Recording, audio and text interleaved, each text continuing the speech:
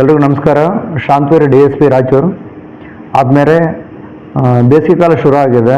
ಅದರಲ್ಲಿ ಉತ್ತರ ಕರ್ನಾಟಕ ಭಾಗದಲ್ಲಂತೂ ತುಂಬ ಜಾಸ್ತಿ ಇದೆ. ಅದರಲ್ಲಿ ವಿಶೇಷವಾಗಿ ನಮ್ಮ ರಾಯಚೂರಲ್ಲೂ ತುಂಬ ಜಾಸ್ತಿ ಬಿಸಿಲು ಪ್ರಮಾಣ ಜಾಸ್ತಿ ಆಗಿದೆ. ಈಗಾಗಲೇ 40 ಗಡಿ ದಾಟಿದೆ.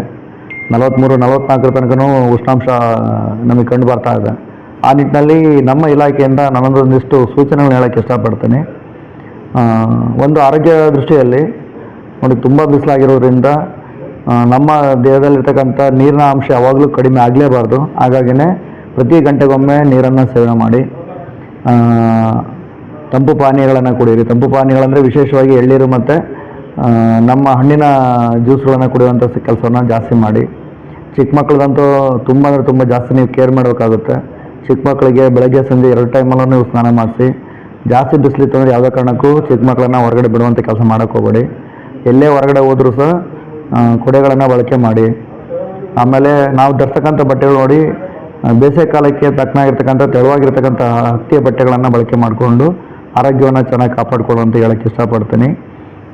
ಪ್ರತಿ ಅರ್ಧ ಗಂಟೆಗೊಮ್ಮೆ ಕಂಟಿನ್ಯೂಸ್ ಆಗಿ ನಾವು ನೀರನ್ನು ನಿಯಮಿತವಾಗಿ ನಾವು ಸೇವನೆ ಮಾಡಲೇಬೇಕಾಗುತ್ತೆ.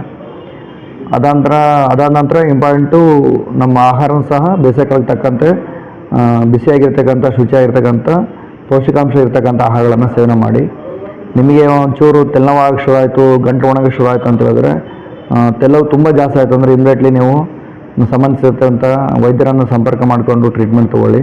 ಯಾವುದೇ ಕಾರಣಕ್ಕೂ ನೆಗ್ಲೆಕ್ಟ್ ಮಾಡೋಕ್ಕೆ ಹೋಗಬೇಡಿ. ಇದರಿಂದ ನಮ್ಮ ಆರೋಗ್ಯದಲ್ಲಿ ಏರುಪೇರು ಆಗ್ತಕ್ಕಂಥ ಸಾಧ್ಯತೆ ಇರ್ತದೆ. ಹಾಗಾಗಿ ಆರೋಗ್ಯದ ಬಗ್ಗೆ ಕಾಳಜಿ ವಹಿಸಿ. ಇದು ನಂದು ಒಂದು ಇಂಪಾರ್ಟೆಂಟು.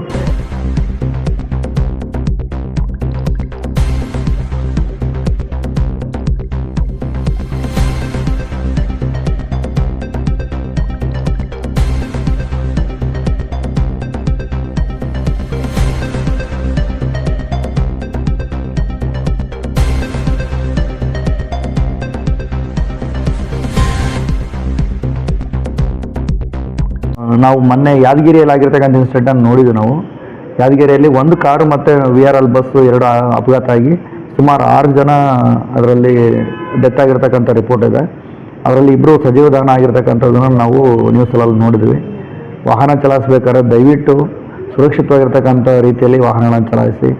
ಬೇಸಿಗೆ ಕಾಲದಲ್ಲಿ ಎಂಜಿನ್ ತುಂಬ ಹೀಟ್ ಆಗಿರ್ತದೆ. ಯಾವ ಟೈಮಲ್ಲಿ ಬೇಕಾದ್ರೆ ಈ ಥರ ಆಕ್ಸಿಡೆಂಟ್ಗಳಾದಾಗ ಅವು ಫೈರ್ ಆಗ್ತಕ್ಕಂಥ ಸಾಧ್ಯತೆ ಇರ್ತದೆ. ಹಾಗಾಗಿನೇ ಸುರಕ್ಷಿತವಾಗಿ ದೊಡ್ಡ ವೆಹಿಕಲ್ ಸೀಟ್ ಬೆಲ್ಟ್ ಹಾಕ್ಕೊಂಡು ಸುರಕ್ಷಿತವಾಗಿರ್ತಕ್ಕಂಥ ರೀತಿಯಲ್ಲಿ ವಾಹನಗಳನ್ನು ಚಲಾಯಿಸ್ಬೇಕಂತೇಳಿ ನಾನು ವಿನಂತಿಸ್ಕೊಳ್ತೀನಿ. ಎರಡನೇದು, ನಾನು 2 ವೀಲರ್ಸ್ ಬಗ್ಗೆ ಸುಮಾರು ಹೇಳಿದ್ದೀನಿ. ನಮ್ಮ ಉತ್ತರ ಕರ್ನಾಟಕದಲ್ಲಿ ಬೇಸಿಗೆಕಾಲ ಬಂತಂದರೆ ಹೆಲ್ಮೆಟ್ ಹಾಕಿದರೆ ತುಂಬ ಹೀಟ್ ಆಗುತ್ತೆ ಅನ್ನೋ ಕಾರಣಕ್ಕೆ ಹೆಲ್ಮೆಟ್ ಹಾಕಲ್ಲ. ಬಟ್ಟು ಒಂದೇ ಅಂತ ಹೇಳೋಕ್ಕೆ ಇಷ್ಟಪಡ್ತೀನಿ, ಜರ್ನಿಯನ್ನು ಬೆಳಗ್ಗೆ ಟೈಮಲ್ಲಿ ಅಥವಾ ಸಂಜೆ ಟೈಮಲ್ಲಿ ಮಾಡಿ. ಆ ಟೈಮಲ್ಲಿ ಕಡ್ಡಾಯವಾಗಿ ಹೆಲ್ಮೆಟನ್ನು ಧರಿಸ್ಕೊಳ್ಳಿ. ನಿಮ್ಮ ಪ್ರಾಣ ಉಳಿಸ್ತಕ್ಕಂಥ ಸುರಕ್ಷಿತವಾಗಿರ್ತಕ್ಕಂಥ ಹೆಲ್ಮೆಟನ್ನು ಯಾವತ್ತೂ ನೀವು ಮರೆಯೋಕ್ಕೆ ಹೋಗಬೇಡಿ. ಅದರ್ವೈಸು ಸುರಕ್ಷಿತವಾಗಿರಿ ಅಂತ ಹೇಳೋಕ್ಕೆ ಇಷ್ಟಪಡ್ತೀನಿ. ಎಷ್ಟು ಸಾಧ್ಯನೇ ಅಷ್ಟು ಬೇಸಿಗೆ ಕಾಲದಲ್ಲಿ ಮನೆಯಲ್ಲಿ ಕುಟುಂಬದ ಜೊತೆ ಸಮಯ ಕಳೆಯಿರಿ. ಏನಾದರೂ ಅವಶ್ಯಕತೆ ಇದ್ದಾಗ ಮಾತ್ರ ಹೊರಗಡೆ ತಿರುಗಾಡುವಂಥ ಕೆಲಸವನ್ನು ತಾವೆಲ್ಲ ಮಾಡಿ ಅಂತ ಹೇಳೋಕ್ಕೆ ಇಷ್ಟಪಡ್ತೀನಿ.